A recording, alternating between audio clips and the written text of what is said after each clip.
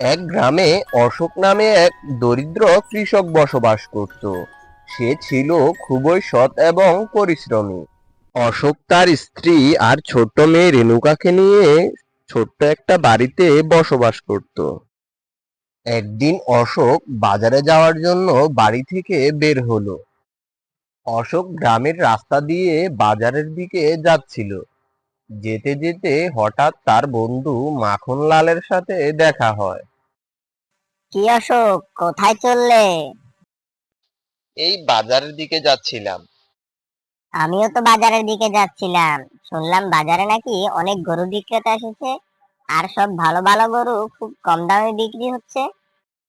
তাই? কম দামে গরু বিক্রি হচ্ছে? হ্যাঁ, খুব সস্তায়। এই জন্য আমি ভাবছি আমি একটা গরু কিনবো। আচ্ছা ঠিক আছে, চলুন আগে বাজারে গিয়ে দেখি। এরপর তারা দুজনে বাজারের দিকে হাঁটতে শুরু করলো। তারা বাজারে গিয়ে দেখতে পেল অনেকগুলো গরু একসাথে লাইনে দাঁড়িয়ে আছে, আর সেখানে অনেক লোকের ভিড় লেগেছিল।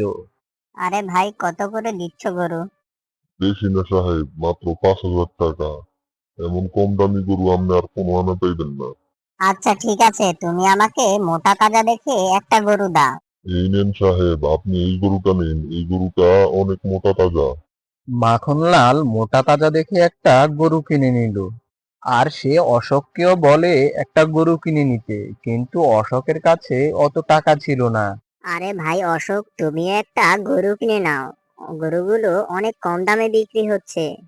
গরু তো কিনতাম, কিন্তু আমার কাছে তো অত টাকা নেই। আমার কাছে মাত্র 3,000 টাকা আছে। এই দিয়ে তো আর গরু পাওয়া যাবে না। আরে সমস্যা নেই ভাই, তুমি আমার কাছ থেকে 2,000 টাকা ধার নাও, আর একটা গরু কিনে নাও, পরে না হয় দিয়ে দিও সময় করে। আচ্ছা ঠিক আছে, দাও ভাই, আমি তোমাকে তোমার টাকা সময় মতো ফিরিয়ে দিব। এরপর অশোকও মাখনলালের কাছ থেকে 2,000 টাকা ধার নিয়ে একটা গরু কিনে ফেললো। তারপর তারা দুজনে গরু নিয়ে বাড়িতে রওনা দিল।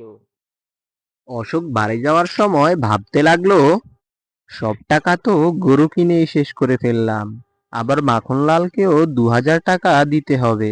আমি এই গরুটির দুধ ও ঘি মাখন বিক্রি করে অনেক টাকা আয় করব, আর সব টাকা শোধ করে দিব। এইসব ভাবতে ভাবতে অশোক বাড়িতে চলে আসে। বাড়িতে এসে সে তার স্ত্রীকে ডাকতে লাগলো, কই গো, শুনছো? একটু বাইরে আসো তো।